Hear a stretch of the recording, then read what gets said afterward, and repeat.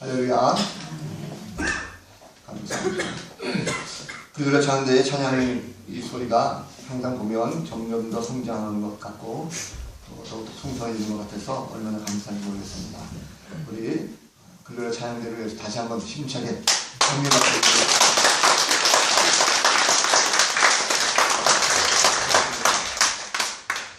우리 옆사람과 다시 한번 인사합니다. 옆사람 얼굴 쳐다보시고 내게는 당신이 최고입니다 하고 한번 인사했으면 좋겠습니다. 나에게는 우리 반지자님이 최고입니다. 전사님이 최고입니다.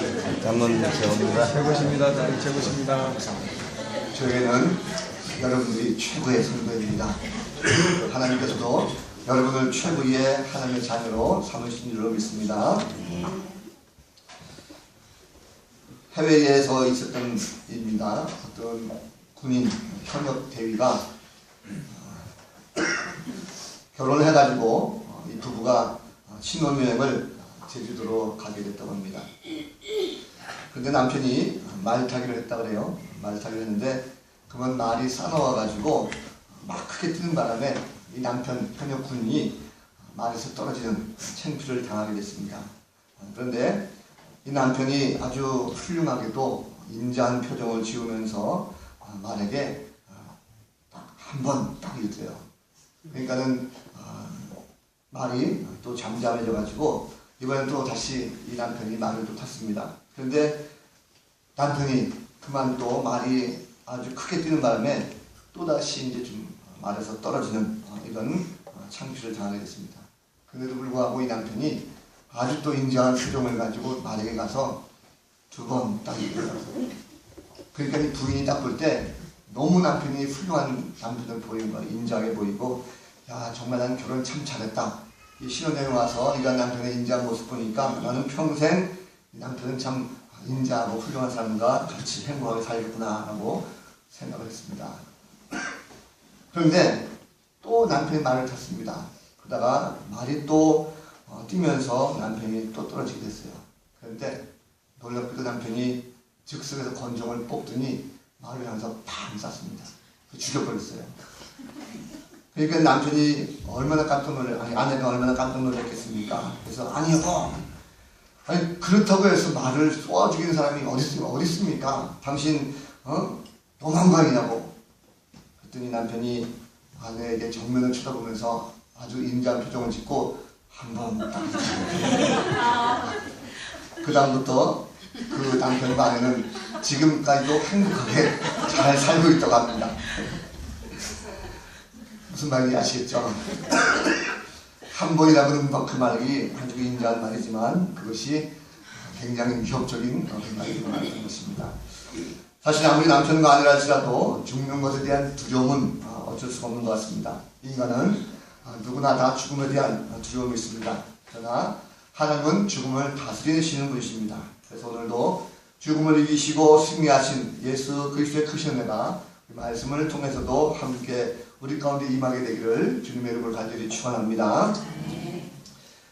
자, 오늘 본문 보면 선민 사상에 물들어 있었던 유대인들에게 예수라고 하는 이 청년의 등장이라는 것이 매우 혁명적이라고 할 수 있습니다. 왜냐하면 기존에 가지고 있었던 어떤 그 율법의 틀을 완전히 깨고 새로운 사상으로 말미암아 많은 사람들에게 감동을 주었고 또 예수가 가는 곳마다 보여준 기사와 표적은 예수를 따르는 많은 분들, 특별히 그 가운데 병도 낫게 되고 죽은 자도 살리게 되는 이런 표적들이 많이 나타나게 되면서 많은 무리들이 예수를 따라다니는 이런 모습이 있게 됐습니다. 더군다나 십자가에 달려 죽으신 예수님, 처형을 당해가지고 이제 끝났다라고 생각했지만 그 예수님은 다시금 부활하신 사흘 만에 부활하셔서 성경에 예언된, 구약 성경에 예언되어 있는 그 메시아가 바로 예수다라는 것을 아주 깨닫게 되는 이런 계기가 되면서 많은 유대의 공동체 가운데 특별히 유대인들이 교회 공동체로 돌아오는 이런 계기가 되었습니다. 예수님께서 이 땅에 사시면서 계실 때에 율법을 크게 두 가지로 정리해서 말씀하셨죠. 특별히 위로는 마음을 다하고 목숨을 다하고 뜻을 다해서 바로 하나님을 사랑하는 것입니다. 그리고 아래로는 바로 예수 그리스도의 삶을 잘 본받아서 이 땅에 있는 많은 사람들, 이웃을 내 몸과 같이 사랑하라라는 것이 바로 예수님의 크고 놀라운 두 가지 말씀이다라고 할 수가 있겠습니다. 자, 주님께서 이 말씀을 하시고 이제 부활 승천하셔서 초대교회의 많은 공동체의 성장을 가져왔습니다. 그래서 성도들이 서로 말씀대로 살아가게 되었고 신실한 하나님의 일꾼들이 그 가운데 많이 생기게 되었습니다. 자, 오늘 말씀은 그 중에서 특별히 예수님께서 사랑하셨던 제자였던 바로 요한 그 사도가 교회 공동체 성도들 가운데에 하신 말씀이 되겠습니다. 특별히 사랑을 강조했던 사도 요한이 오늘 말씀 속에서 무엇보다도 형제들을 위해서 목숨을 버리는 것이 마땅하다라고 오늘 말씀하고 있습니다. 자, 이 말씀 한번 깊이 생각해 봤습니다. 형제들을 위해서 목숨을 버리는 것이 마땅하다라고 말씀했는데 사실 이 말씀을 좀 우리가 받아들이기는 굉장히 좀 어렵습니다. 왜 그렇습니까? 여러분, 목숨이라고 하는 것이 얼마나 소중합니까? 함부로 버릴 수가 없는 거죠. 전쟁의 영화들 보면 목숨을 살기 위해서 얼마나 필사적으로 애를 쓰고 있습니까? 전쟁을 통해서도 내 자식을 살리기 위해서 혹은 내 목숨을 살리기 위해 가지고 얼마든지 애를 쓰는지 모르겠습니다. 심지어 내 목숨을 부지하기 위해서 오히려 상대방을 죽여야 되는 것이 오늘날 현실이 아닌가 하는 그런 생각을 하게 됩니다. 사실 우리가 부모라든지 혹은 자녀들을 위해서 내 목숨을 희생한다, 내 목숨을 버린다라는 것도 사실 힘든 것이죠. 그런데 교회 공동체 안에서 신앙생활을 하면서 그 신앙생활을 같이 한다고 해가지고 그 사람들을 위해서 내가 목숨을 버린다는 것은 결코 그것이 쉬운 일이 아니라는 것입니다. 아니 어쩌면 절대 할 수가 없는 거죠. 더군다나 오늘 성경에 보니까 형제를 위하여 목숨을 버리는 것이 마땅하다라고 했습니다. 마땅하다라는 것은 무슨 뜻입니까? 마땅히 버려야 된다, 꼭 그렇게 해야 된다라는 뜻이죠. 그것이 그렇게 해야 만말이다라고 성경은 말하는 것입니다. 다시 말하면 내가 교회 공동체 안에서 형제를 위해서 또 자매를 위해서 내 목숨을 기꺼이 버리는 것이 맞는 말이다라고 성경은 말하는 것이죠. 목숨은 절대로 우리가 함부로 바꿀 수가 없습니다. 억만금을 줘도 결코 생명을 바꿀 수가 없습니다. 그만큼 목숨은 우리에게 소중한 것이라는 것이죠. 잠깐 사는 세상입니다. 내 생명을 정말 귀하게 여겨서 건강하게 잘 유지하다가 내 수완이 다 차가지고 그리고 세상을 떠나게 되는 거 아니겠습니까? 신앙생활이라는 것이 그거 아니겠습니까? 교회 안에서 정말 예수 잘 믿고 내가 건강하게 잘 유지하다가 내 생명 끝나는 날 하나님 앞에 가면 그것이 축복이지 굳이 내가 무리하면서까지 내 생명을 남에게 바치는 것 포기할 필요가 있겠는가 하는 것입니다. 생명의 위협을 조금만 맞아도 인간은 두려워서 떨고 있습니다. 아무리 부자랄지라도 생명을 담보로 꼼짝 못하게 되면 그 부자도 꼼짝없이 당하는 경우가 참 많습니다. 보이스피싱 같은 거 요즘 가끔가다 당하는 거 보면 어떤 경우입니까? 생명을 위협하게 되는 경우에 자기의 어떤 경험도 살피지 못하고 물질을 빼앗길 때가 참 많습니다.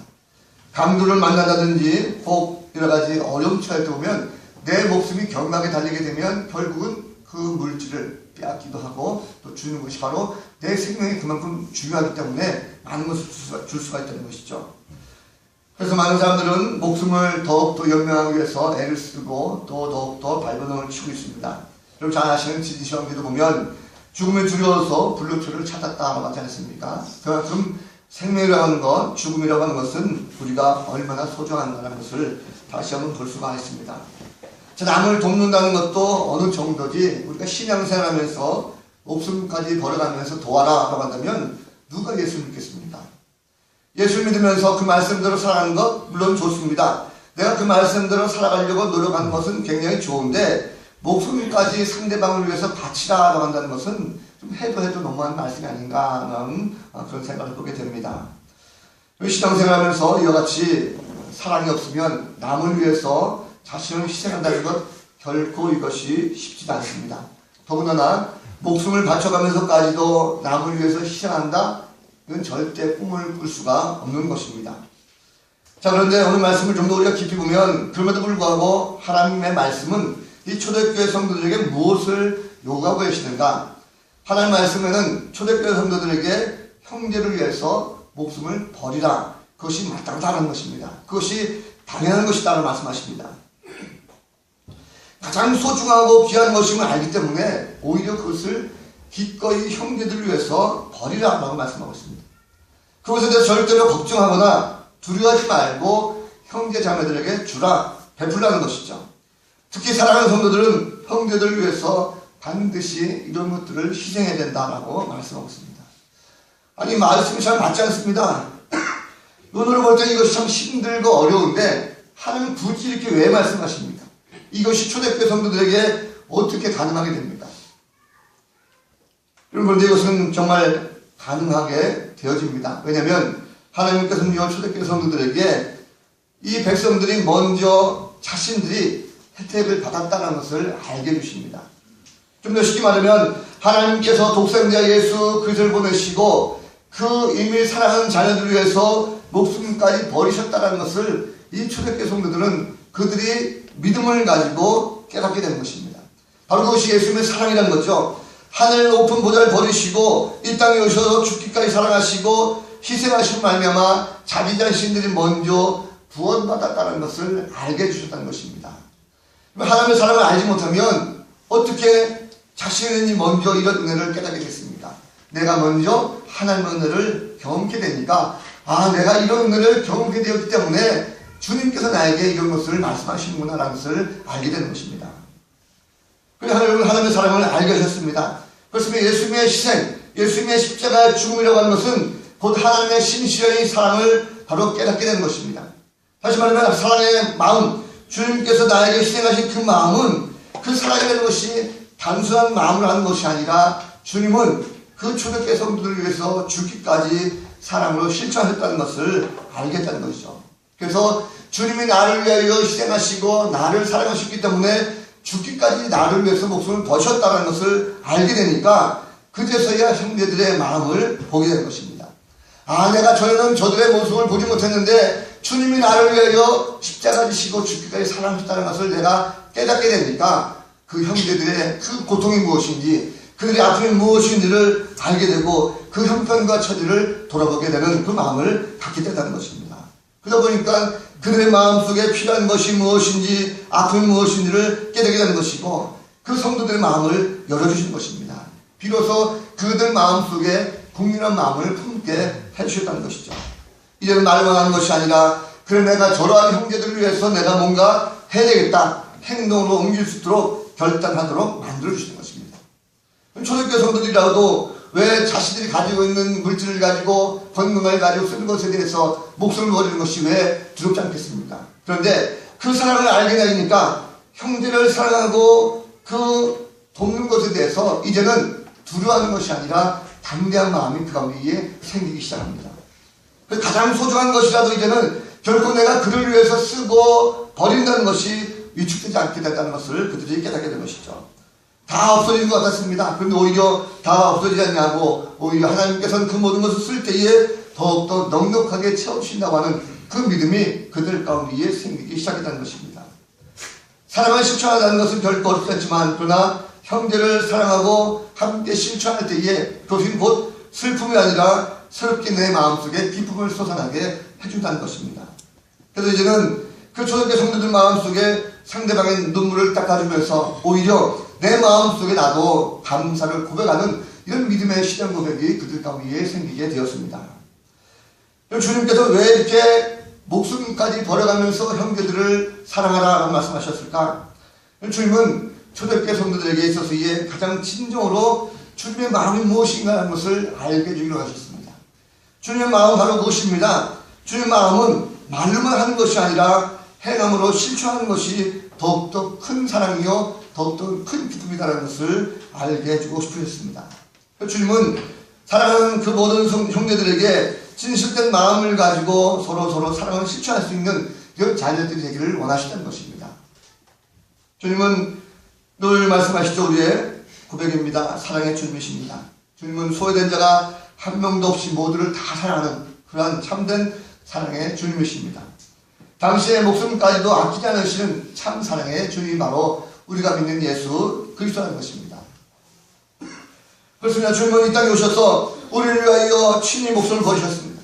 주님이 우리를 위해서 목숨을 버리신 것은 어쩌다가 아끼다가 버리는 것이 아닙니다. 주님이 우리를 위해서 십자가 지시고 목숨을 버리셨다는 것은 기꺼이 그 마음을 다하고 기꺼이 당연히 가야 할 길을 주님은 가셨다는 것입니다. 십자가의 죽음은 주님이 가셔야 할 마땅한 길이었습니다. 당연하고도 마땅한 길이었기 때문에 주님은 결코 그 길을 가시면서 후회하지 않았습니다. 결코 실수가 아니었습니다. 바로 저와 여러분을 위해서 기꺼이 죽음을 다 버리시고 사랑하셔서 물과 피를 다 쏟으시고 목숨을 버리셨던 그런 주님의 사랑을 우리가 십자가를 통해서 볼 수가 있다는 것입니다. 여러분 그렇습니다. 목숨은 바로 사람에게 가장 귀한 것이죠. 목숨은 생명체를 유지하는 힘입니다. 생명을 살아있게 하는 그런 힘입니다. 그래서 많은 사람들이 자기 목숨을 그 어떤 것보다도 가장 소중하게 생각합니다. 여러분 목숨을 버린다는 것은 곧 내게 있어서의 가장 귀한 것을 포기하는 것입니다. 세상 사람들은 자신이 가장 소중하게 생각하는 것을 절대 포기하지 않습니다. 왜 그렇습니까? 포기하게 되면 내가 죽게 되니까 결코 포기하지 않습니다. 그래서 진정한 사람은 목숨을 버리는 것입니다. 목숨을 버린다고 하니까 스스로 내가 목숨을 끊는다. 이것은 결코 아닙니다. 스스로 목숨을 끊는다는 것이 아니라 내가 내 목숨을 버릴 정도로 내게 있어서의 가장 소중한 것을 가지고 그것을 상대방에게 준다는 것입니다. 진정한 사랑이라는 것은 내가 가지고 있는 가장 중요한 것, 가장 소중한 것을 상대방을 위하여 기꺼이 포기하는 것입니다. 그래서 여러분 진정한 사랑은 내가 가진 권리를 포기하는 것입니다. 사람들은 자기가 가진 권리를 포기하기 힘들어합니다. 왜냐하면 내가 가진 권리를 가지고 있어야 모든 것을 누리고 그것이 있어야 내가 살기 때문에 그 권리를 포기하지 않습니다. 사랑받을 권리라든지 행복할 권리라든지 즐길 수 있는 권리라든지 이런 권리들은 내가 가지고 있어야 내가 사는 것이지 이런 것을 포기하게 되면 내가 꼭 죽게 될 것 같으니까 결코 포기하지 못한다는 것입니다. 그러나 형제를 위한다는 것은 이러한 권리까지도 내가 죽으면서까지 포기할 수 있는 그런 마음이 있어야 됩니다. 형제를 위한다는 것은 나의 이런 권리를 포기하고 형제를 위해서 사용하는 것입니다. 내가 곧 죽어야 형제들을 위해서 이러한 권리들을 사용할 수가 있다는 것입니다.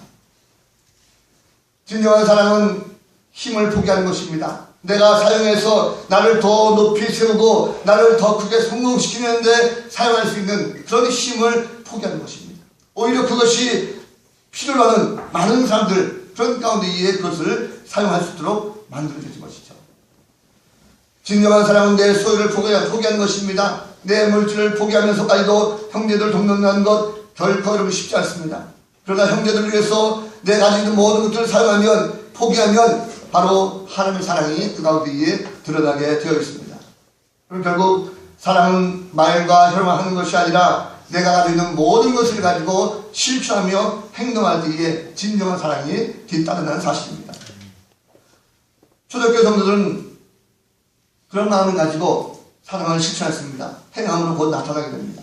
말로만 하는 것이 아니라 진정한 사랑의 실천을 말미암아 이제는 내 것이라고 주장하지 아니하고 함께 나누고 함께 섬기는 그런 모습으로 이 공동체가 이끌어졌습니다. 그렇게 되면 오히려 부족할 것 같은데 아닙니다. 오히려 더 풍족한 삶을 그들 가운데 누리게 되었습니다. 더 풍족한 삶을 누리면서 더 많은 선교와 구제와 사업을 할 수가 있었습니다. 그 안에 공동체는 이제 남녀노소 빈부격차가 없이 모두가 다 한마음 되어져서 아름다운 기쁨을 가지고 섬김의 모습에 본이 됐다는 것입니다. 진정한 공동체 안에서 사랑이 싹트게 되고 감사와 찬양으로 어우러져서 늘 그들 삶 가운데는 기쁨이 충만했고 그리고 은혜가 충만한 그런 신앙 공동체로 거듭난 것을 볼 수가 있었습니다. 더 이상 그 안에 차별이 없고 소외됨이 없었습니다. 그러다 보니까 날마다 그들 가운데는 성령의 은혜가 가득했고 충만케 됐다는 것입니다. 예배 드릴 때에 주님의 은혜를 경험하고 성령의 강한 역사가 그 가운데 나타나겠습니다. 말을 하지 않아도 많은 사람들이 그 가운데 몰려들기 시작합니다. 억지로 하지 않았어도 자연스럽게 전도의 열매가 맺는 이런 역사가 그 초대교회 공동체에 많이 나타나게 됐다는 것입니다.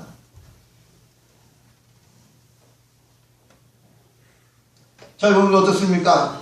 우리 삶 가운데에 우리가 가장 소중하게 가지는 것이 다 있습니다.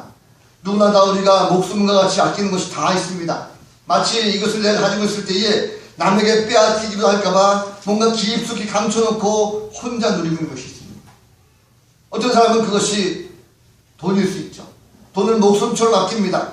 돈이 인생의 전부라고 생각합니다. 그래서 돈을 남을 위해서 사용한다는 것이 천부당 만부당해서 절대 있을 수 없는 일을 알아가면서 꽁꽁 그것을 감춰주고 나를 위해서는 쓰려고 하는 그런 사람도 있습니다. 내가 쓰기에도 부족한데 무슨 돈을 남을 위해서 쓰느냐라고 하면서 감춰놓은 사람이 있다는 거죠. 어떤 사람은 재능을 아낍니다. 평생토록 내가 연구하는 재능이기 때문에 절대 남을 위해서 내놓지 못합니다. 아니 내가 어떻게 배운 재능인데 남을 위해서 씁니까?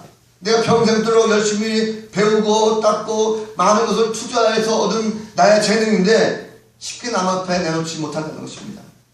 아니 오히려 그 재능을 좀 나눠주기로 하고 또 원하는 사람들에게 많은 조건을 요구하면서 피하기도 하고 감추려 합니다. 어떤 사람은 또 건강의 최고소이죠. 건강을 가장 우선으로 생각합니다. 건강에 목숨 거는 사람이 있습니다. 아침부터 저녁까지 건강을 위해서 헬스를 하고 영양제를 먹고 그 건강 가진 것을 위해서 남을 위해 좀 쓰십시오라고 한다면 나는 절대 할 수 없습니다. 내 건강 내가 챙겨야지 남을 위해 쓴다는 것은 결코 할 수가 없습니다 하면서 건강을 마치 남을 위해 쓰게 되면 목숨을 버릴 것 같은 그런 두려움 때문에 남을 위해 쓰지 못한다는 것입니다. 그런데 만약에 주님께서 오늘 말씀과 같이 형제를 위하여 목숨을 버리라, 내가 가지고 있는 그 소중한 것, 그 목숨을 버리라고 한다면 과연 우리는 그 형제를 위해서 목숨을 버릴 수가 있겠는가 하는 것입니다. 내가 가지고 있는 목숨처럼 소중한 나의 물질과 나의 재능과 나의 건강 등을 내가 아는 다른 사람들을 위해서 기꺼이 포기할 수가 있게 되냐는 것입니다. 절대 버리지 못합니다. 왜 그렇습니까? 내가 가지고 있는 그것이 가지고 있는 것이 나의 목숨과 같은 것인데 내가 그것을 남들에게 쓴다고 한다면 버린다고 한다면 내가 죽을 것 같으니까 난 절대 못 쓴다는 것입니다. 내가 그걸 위해서 물질 쓰게 되면 나는 가난해질 것 같고 내가 그걸 위해서 내 재능을 쓰게 되면 뭔가 재능을 빼앗기는 것 같고 내가 상대방을 위해서 건강을 위해 쓰게 되면 내가 마치 병들 것 같은 이런 걱정과 근심이 있기 때문에 결코 남을 위해서 쓸 수가 없다는 것입니다. 그런데 주님은 오늘 말씀하시기를 그럼에도 불구하고 내가 가지고 있는 그 목숨과 같이 소중한 것을 형제들을 위해서 기꺼이 사랑하는 것입니다. 대부분 성도들은 이렇게 말하면 도대체 예수 믿는 것이 왜 이렇게 힘드냐, 그냥 조용히 나와가지고 예배드리고 은혜 받고 돌아가면 되는 것인데 굳이 내가 가지고 있는 것을 가지고 봉사하고 헌신하고 야 너무 힘들어서 예수 못 믿겠다 이런 마음 가진 것이 어찌 우리의 솔직한 마음이 아닐까요? 그러나 절대 두려워하지 마십시오. 오늘 말씀은 보니까 형제들을 위하여 목숨을 버리라, 내가 가지고 있는 가장 소중한 것들, 가장 아끼고 있는 것들 형제들을 위해서 버리는 것이 오히려 마땅하다라고 당연하다라고 주님은 말씀하고 있습니다. 왜 말씀하십니까? 여러분 우리는 이미 우리가 예수를 경험했습니다. 예수의 사랑을 우리는 이미 경험했습니다. 예수의 은혜를 우리는 이미 알고 있습니다. 우리가 경험하는 은혜가 어떤 것입니까? 우리가 예수를 알지 못했을 때 우리 어땠습니까? 우리가 똑같이 세상 사람들과 먹을 것, 입을 것을 가지고 거기에 목숨을 걸지 않았습니까? 그런데 이제 우리가 예수를 알고 보니까 주님이 먼저 나에게 찾아오셔서 주님의 그 한량의 은혜를 나에게 베풀으셨고, 먹을 것이 없었을 때에 그 누군가를 통해서 먹을 것을 주셨고, 내가 입을 것이 없을 때에 그 누군가의 손길을 통해 가지고 나에게 입을 것을 주셨던 그 주님의 은혜를 우리는 이미 경험을 했습니다. 그럼 주님의 사랑은 어떤 사랑입니까? 주님의 사랑은 십자가 사랑입니다. 그저 죽을 수밖에 없었던 죄인의 모습이지만 나를 위하여 십자가 지시고 죽기까지 아낌없이 희생하셨던 그 주님의 사랑을 우리가 먼저 깨닫지 않았습니까? 주님의 사랑을 내가 알고 있기 때문에 그 사랑이 너무도 깊고 크기 때문에 우리는 내가 가지고 있는 것, 그 어떤 것이 알지라도 기꺼이 형제들을 위해서 줄 수 있는 마음의 결단이 생길 수가 있다는 것입니다. 내가 하는 것이 아닙니다. 주님이 도와주십니다. 내가 그 사람을 위해서 무엇을 도와줄까, 무엇을 함께 할까 걱정 의심이 된다 할지라도 주님은 이미 우리 마음속에 그 상대방을 찾게 하시고 상대방이 지금 무엇을 필요가 있는지 어떻게 도와야 되는 것인지를 알게 해주십니다. 신앙생활하면서 내 주변에 자주 눈에 띄는 사람들이 있어요. 또 왠지 모르게 마음이 가는 사람이 있습니다. 그 형제 자매들을 깊이 한번 보십시오. 바로 그런 사람들에게 주님은 찾아가서 그가 필요한 것이 무엇인지, 그가 답답해하는 것이 무엇인지를 함께 위로하고, 그를 위해서 내가 소중한 것을 가지고 있는 것 한다면 그를 위해서 취하는 것입니다. 때로는 성도들이 내가 가지고 있는 물건이라든지 또 내가 가진 재능이라든지 건강이라든지 그를 위해 쓸 때에 내가 혹 망하는 것이 아닌가 불안해합니다. 그러나 불안해할 필요가 없습니다. 절대로 추할 필요 없습니다. 주님께서 더 많은 것으로 채워주시고 새로운 힘과 능력을 주십니다.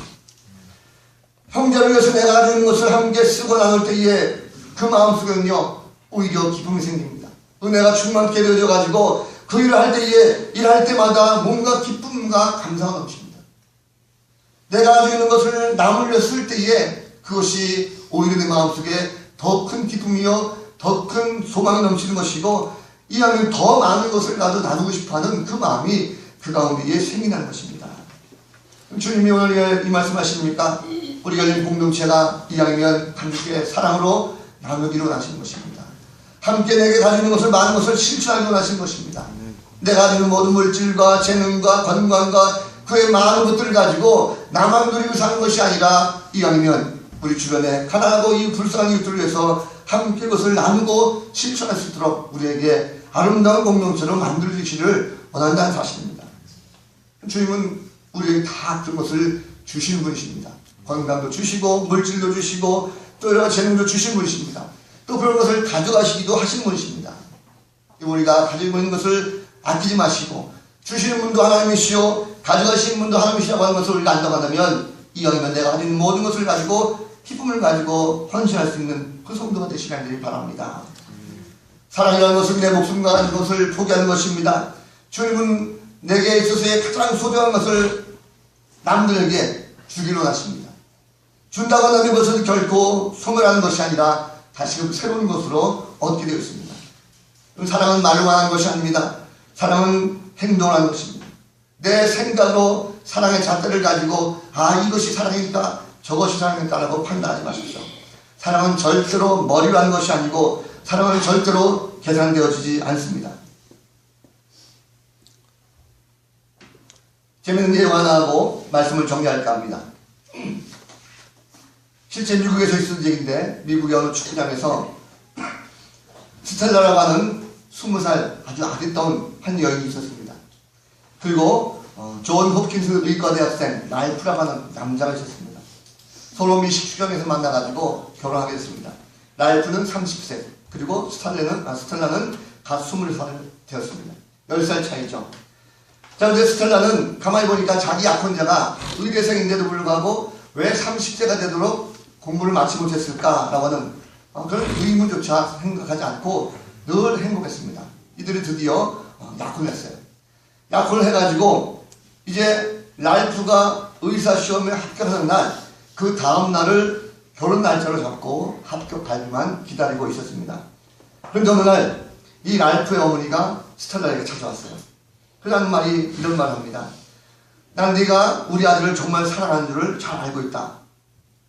또 너는 좋은 아내가 될 것이라 나는 믿는다. 그런데 한 가지 기억할 것은 라이프에 대해서 네가 모르는 것이 있는데 좀 알아야 될 것이 있다는 것입니다. 그래서 내가 아들에게 직접 너에게 말을 하라고 했지만 아들이 말을 하지 않아서 내가 대신 너에게 말을 하는데, 내 아들은, 이 라이프는 과거 3년 동안 정신병원에 입원한 병력이 있다라고 그 어머니가 말하는 것입니다. 물론 의사들은 그가 완전히 치료됐고 다시 재발하지 않을 것이다 라고 보증했는데, 그러나 혹시라도 모르니까 이 사실을 결혼하기 전에 네가 먼저 미리 알아야 될 것 같아서 내가 고민하다가 너에게 이 말을 한다라고 이 스텔라에게 말했습니다. 자, 이 스텔라는 약혼을 한 상태에서 이 이야기를 듣고 큰 쇼크를 받죠. 여러분 같으면 어떻게 했습니까? 결혼할 남자가 과거 3년 동안 정신병을 앓았다고 한다면 과연 결혼할 수가 있겠는가? 비록 않게 됐다고 할지라도 나중에 혹 이것이 또 다시 불거진다고 한다면 얼마나 결혼 생활이 힘들겠습니까? 뿐만 아니고 자녀를 낳았을 때에 자녀 가운데 이런 정신병력이 유전된다고 한다면 어떨까 하면서 굉장히 고민을 하기 시작합니다. 자, 마음이 싸움합니다. 한쪽에서는 약혼을 당연히 취소해야 된다. 잊어버려라. 불의 그림자를 보면서 결혼하는 것은 어리석은 일이 있다라고 이성적인 판단이 자기를 유혹합니다. 근데 한편으로는 왜 망설이느냐? 너는 정말 그를 사랑한다고 한다면 그를 위해서 결정을 해야 되는 것이지 그를 떠나라는 것은 아니다. 네가 그를 사랑한다는 것은 그가 가지고 있는 모든 병이라든지 건강이라든지 부모에 상관없이 네가 살아야 될 것이 아니냐. 또 그렇게 맹세하지 않느냐 하면서 그럼에도 불구하고 사랑하라라고 하는 그 음성을 또 들립니다. 굉장한 갈등 속에서 한편으로는 또 이런 생각이 듭니다. 만약 그 남자, 약혼자였던 랄프가 직접 자기에게 모든 것을 솔직하게 고백했다고 한다면 내가 좀 더 달리 생각할 수 있을 텐데 직접 말을 하지 못했다는 것은 그가 나를 아직도 믿지 못한다는데 내가 어떻게 그를 믿겠는가 하면서 평생 그를 의지할 수 있겠는가 하는 의심이 또 생기기 시작합니다. 그럼 또 한편에서는 그가 너무나도 당신을 사랑하기 때문에 혹시라도 그러한 이야기를 스텔라가 했을 때에 스텔라를 잃어버리게 될까봐 두려운 마음 때문에 말을 못한 것은 아닌가 하는 그런 마음에 고민이 생겼습니다.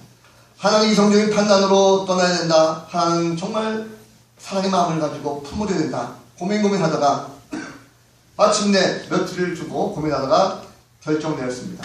어떤 결정되냐면 끝내는 그를 사랑하지 못하고 이성적인 판단을 가지고 따르기로 결정해서 파혼을 선언했습니다. 파혼을 했고 결국 스텔라는 작은아버지가 사는 캘리포니아를 떠나서 여러 해 동안 그 상처를 다루느라 굉장히 고생을 많이 했습니다. 수년 동안 마음의 상처를 다 치료한 다음에 이제 좋은 한 남자를 만나가지고 결혼했습니다. 한 2년 정도 잘 살았죠. 2년 정도 살았는데 어느 날 밤에 이 스텔라가 잠을 자는데 갑자기 옆자리가 허전하다는 거예요. 그 보니까 남편이 없어졌습니다. 남편이 어디 갔나 찾아보니까 지하에서 이상한 소리가 들리더라는 거예요. 그 지하가 보니까 갑자기 거기서 촛불 하나 켜놓고 그 남편이 도끼를 들고 그 집안의 기둥을 부시면서 나는 삼손이다. 이 집을 부숴버리겠다면서 헛소리를 하기 시작하는 것입니다. 완전히 미친 거죠. 정신병원에 가니까 의사들이 완전히 미치셨기 때문에 종신토록 병원에서 치료해야 된다고 하는 그런 선고를 받았습니다. 남편이 이 병을 치료하기 위해 가지고 전전긍긍하면서 다니다가 어느 날 어떤 병원에서 우연히 그 자신의 옛날 애인이었던 랄프를 만났습니다. 그런데 이 랄프는 아주 건강하게 잘 지내고 있었고 그리고 그 옆에는 아주 건강하게 생긴 아들, 딸들이 있었고 아리따운 아내가 그 옆에 있었다는 것입니다. 10년 만에 대면이지만 랄프는 그 도시에서 가장 유명한 외과 의사로 성장을 했었고 오히려 자신의 그 이성 판단을 가지고 사랑을 포기했던 이 스텔라는 그 자신의 판단이 얼마나 잘못된다는 것을 그가 깨닫게 됐다는 것입니다. 우리가 사랑이라는 것은 우리가 말로만 하는 것이 아니라 생각만 하는 것이 아니라 우리가 하나님의 뜻이 어디 있는 거라는 것을 알고 하나님의 방법대로 나가는 것입니다. 그래서 결국 내가 형제들 위해서 아끼고 있는 것 결코 그를 위해서 쓴다고 한다면 우리는 포기하는 것이 아니라 결코 망한 것이 아니라 오히려 하나님께서 그런 자들을 더욱더 축복해 주십니다. 믿음의 공동체, 신앙의 공동체, 말로 하는 것이 아니라 우리가 행함이 있는 그런 열매 공동체가 되기를 원합니다. 그럼 최고의 사랑이 무엇일까? 최고의 사랑은 바로 형제를 위해서 자신의 목숨을 버리는 것입니다. 내게 가장 소중한 것, 내가 정말 아끼고 있는 것, 그것을 주님을 위하여 주님이 원하시는 것에 기꺼이 쓰는 것입니다. 신앙생활하면서 우리가 정말 아끼고 있는 것이 있다고 한다면 그것을 가지고 형제를 위해서, 자매를 위해서 한번 사용해 보시기 바랍니다. 우리 연계표 가운데 특별히 하나 섬김과 나눔으로 주님을 기쁘시게 하는 교회라고 하는 말씀이 있습니다. 이왕 우리가 섬김과 나눔으로 더욱더 주님을 기쁘시게 할 수 있는 그런 교회가 되었으면 좋겠습니다. 교회는 여러 가지 기능이 있습니다. 예배라든지 선교, 교육, 친교, 봉사. 내가 할 수 있는 많은 것들이 있습니다. 내가 가지고 있는 많은 소중한 것들 가운데서도 특별히 교회 안에서 주님이 원하시는 곳에 내가 목숨을 다해서 헌신할 수 있는 봉사의 자리도 많이 있습니다. 요즘 보면 교학교의 교사 자리가 굉장히 많이 필요한데 여러분 다시 한번 우리가 교학교에도 관심을 가져주시고 이제 교사로서의 헌신, 봉사 나는 도저히 못할 것 같고 죽을 것 같은데 절대 그렇지 않습니다. 교학교 봉사도 더욱더 하나님께서 크고 놀라운 축복을 그 가운데 허락하신 사실입니다. 말씀 용납니다. 바라기는 우리 모든 형제자매들이 기쁨을 가지고 함께 주님이 원하시는 형제 자매를 위해서 내가 아끼는 것 기꺼이 버리시기 바랍니다. 그러면 그 소중한 것을 버렸을 때에 더욱더 많은 것을 채워주시고 더욱더 많은 큰 기쁨이 우리 가운데 임하게 될 줄로 믿습니다. 그런 믿음 가운데 큰 승리가 있는 복된 성도 삶이 되시기를 우리 구주 예수 그리스도 이름으로 간절히 축원합니다. 다 같이 일어나셔서 함께 찬양하고 같이 한번 기도하겠습니다.